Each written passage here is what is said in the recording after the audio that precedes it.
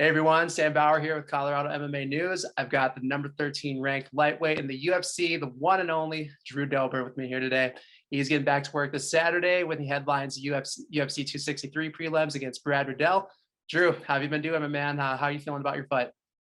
Oh, I'm super excited for the fight. I've been training and dieting pretty hard, so I'm glad the work is over and can't wait to arrive in Arizona and have fun. Hell yeah, man. All right. So I'm going to start with the like most important question first, because I've been actually wanting to ask this for a while, ever since I saw this video floating around on Instagram. Are you just naturally a good dancer, or do you have a background like that, like Adesanya does? True story. I'm the worst dancer in my family. So like, I grew up with just a bunch of like not even like professional or like dancing. It's just my entire family has rhythm, and like my between my mother and my sister, like they just clean the house, dancing, and grooving. So I kind of just developed that just naturally with them. But yeah, man, I just love it. I grew up playing a Dance Revolution, so just getting good workout in while finding a rhythm is something I'm used to. Wow, man, I was just thinking about today, like last night, how my brother gave me so much shit for doing Dance Revolution when I was like a teenager, and now I guess I could tell him, hey, Dan, maybe you let me play DDR, I could have become a really good kickboxer, MMA fighter. So yeah, jokes on him. Man, I mean, it was exhausting. Like, local arcade had like a half off Wednesday, so like I would like put like fitness clothes on, like a sweatband, go in there and just like spend a ton of money and a ton of hours just playing Dance Dance Revolution. It was a full on workout. Got to a point where like I purchased the foot machine for my living room so I could like practice at home. It was an interesting time for sure.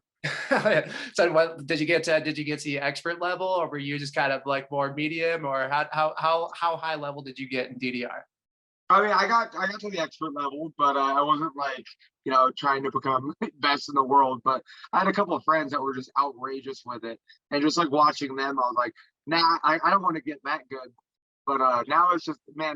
So anytime I'm at like Dave and Buster's, kind of show off with the DDR machine a little bit. Yeah. Wow, learn something new every day. Well, that's great, man. So cool. So let's start. So let's start where we kind of left off in your MMA career. So your last match against Islam Makhachev obviously didn't go the way as you hoped it would. What was your game plan going into it, and what do you think went wrong as a whole, and what could you have done differently in that match? With my last fight, and actually the fight before that I was preparing for against Diego, I'm fighting, some of the best grapplers in the world. Islam Makhachev is just, has that incredible Dagestani wrestling system. And so we were preparing on defense, defending the takedown, defending the jiu-jitsu, working my way up back to my feet so I could finish the fight with my hands and legs. What I think went wrong was the idea of if you're solely defensive, you can't really get an offense going, right? So I never really had an attack for Islam, on my back, or so I was doing like an avoidance mindset. I was trying to avoid a particular area and trying to bring it all to a certain, that wasn't a good plan. So now with the confidence that I have with my defense, I'm now going back to being more offensive with my grappling. And I don't care who I'm fighting. I can be offensive anywhere in the fight. And I think that's going to really keep people on their toes or be cautious. And it's going to pose a lot more opportunities for me in the cage. So my mistake against Islam was being less offensive off my back. Yeah, cool. Yeah, and then I actually got the opportunity to roll with you last week at Easton Training Center, which was a lot of fun, by the way. And so you kind of informed me a little bit about Islam's submission in the end. Do you want to tell our audience, kind of give them like a short breakdown, like how is Islam able to set that up? Honestly, Islam was just settling in the fight. Once he got on top of me, I escaped that first armbar in the first round, and I think after that he kind of just didn't want to play any risks, and so he was only really taking what I was giving him. I lost the first two rounds, and going into that third round, I was like, I got to go for broke. I'd much rather go out on my shield than go to a decision. So I decided that I'm just going to go out and go for broke. He took me down, and I refused to just lay on my back for another 5 minutes. And so then I started attacking submissions. And I don't know what I just said was we weren't drilling that in camp. So I literally was just dusting stuff off just to try it in the fight. And so after I attacked that Kimura in half guard, I let go of it. And after I let go, he snatched up what I like calling like a modified Von Flu choke. So my arm wasn't across my face, so it wasn't an arm triangle, but he did have my shoulder locked against my carotid artery. At the time, I thought I was good until I started seeing the room get darker, and I was like, "Oh man, like I'm about to pass out." And so, I'm not a fan of going to sleep in front of millions of people, so that's why I tapped. Sure, sure. Yeah. So you think, yeah, because I'm pretty sure like Tapology and everywhere else, they have it ruled as an arm that's an arm triangle. But so you think they've got it wrong there? Do you think it probably should be ruled as like more like a Von Flu?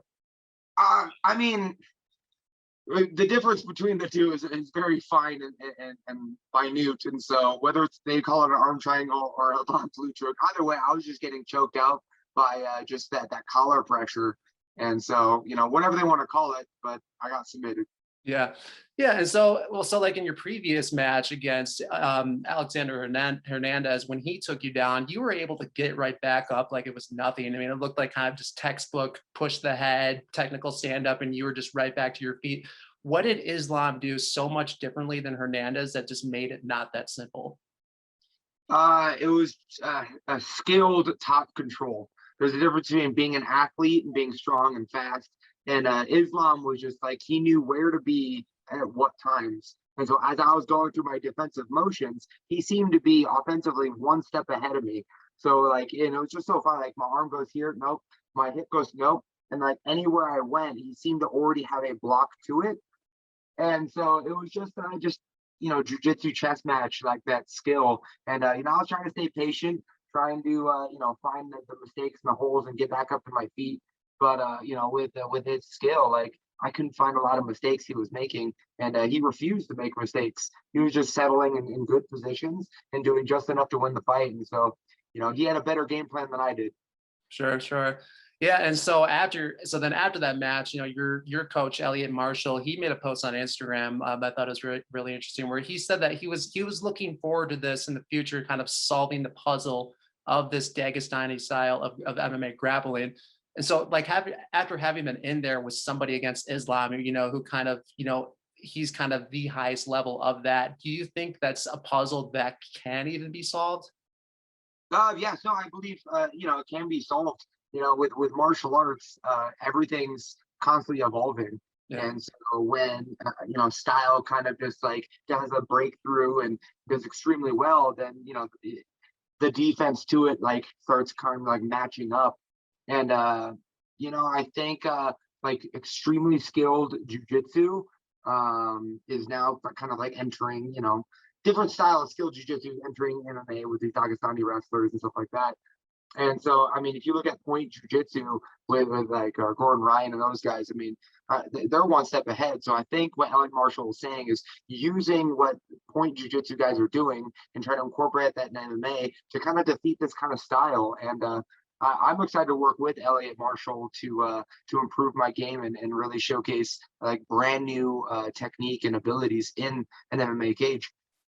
Yeah, I mean, Elliot's the best. So yeah, I think if anybody can solve it, I mean, Elliot's definitely one of them. So yeah, okay. So since that match, like, how has your approach to training changed at all, like, if anything? I mean, just confidence in my hands and feet that a lot of people are not going to want to try to stand and trade with me. They're going to start diving at my ankles and legs and stuff. And so now I need to get better at defending takedowns. So at this point in my career, there's no coarse grinding. It's all fine polishing. So it's just, figuring out like the small details of, on the single leg defense, I stood a little too tall. Upon the leg sweeps, I was putting my weight in a wrong area, and on the ground, like my frames are working, and that was like, but I wasn't able to control a certain part of his body, and so it's just getting back into the gym and just polishing my game up to where I'm a little bit more offensive in that grappling department. So I'm not relying so much on the knockout. Great, yeah. And so yeah, I mean, so now your next fight this Saturday is against Brad Riddell, who is a very experienced kickboxer fighting out of the City Kickboxing in New Zealand, which, like Elevation, has made a very big name for themselves in the last couple of years. So you yourself are a very chiseled vet when it comes to kickboxing, you know, having started in your teens and having won 2 amateur national championships. So is it safe to say that this fight might excite you a little bit more than the last one? Absolutely. Okay. Definitely excites me a lot more just because to me, it's not an easier fight. To say anything, it's a simpler fight, I believe. I think the details and the avoidance and like all the technique, like I don't have to learn or avoid too many things. Like I kind of know what Brad Riddell's coming in with. You know, I've been kickboxing for a very long time as well, and so I know the combinations, I know the movement, I know what his purpose is, and he actually has good takedowns and decent grappling too. So, but I think all of it's just very fundamental and simple, but good. I know what he's coming in with. I think it's a simple fight, but I'm excited to really have an entertaining one with Brad Riddell. Yeah, I mean, I'm very excited for it. I mean, it seems like a lot of the, more like really dedicated MMA fans, looking at being the card itself is pretty stacked, but like a lot of people I've seen like on Reddit and everything, they are really looking forward to this fight. I mean, and so is there anything, because yeah, you mentioned, you just mentioned Riddell, like he has very good kind of kickboxing fundamentals. He has pretty good grappling as well. Is there anything that you find unique or interesting about his striking style? Um, uh, Pros and cons. I think he's very experienced. He's fighting like 60 plus kickboxing fights, and to me, he seems to be like a volume striker. So I mean, he's out there. He like doesn't really plant his feet, but he's exchanging for the full 15 minutes, putting together long combinations, and but being 4-0 in the UFC, has 4 decision wins, and so I'm not seeing like a whole lot of knockout power from him. I see a lot of just volume combinations and beautiful combinations too. So I find I'm the power puncher in this fight, and he's the volume experienced striker in this fight. So it just all determines who's going to be more proficient at their plan. Yeah. And so how do you envision the fight going then? So do you think it has like the barn burner fight of the night potential, or do you think you get it done quickly? I mean, I have the motivation and determination to make it a barn burner. So it's up to Brad Riddell how long he wants to stay on his feet. Yeah. So, man, I think it has fight of the night written all over it, and I think I'm going to be competing with Frank Camacho for this fight of the night bonus. But man, I'm ready to stand and exchange and perform beautiful mixed martial arts in that cage. Really excited for the fight this Saturday, man, and I really appreciate you joining us. So everybody, be sure to give Drew a follow on social media. You can find him on Instagram, on Twitter, all that. Drew, we wish you the best of luck, my man. We will definitely be tuning in. I hope everybody else tunes in as well, and I'm looking forward to it. Thank you so much, man. All right.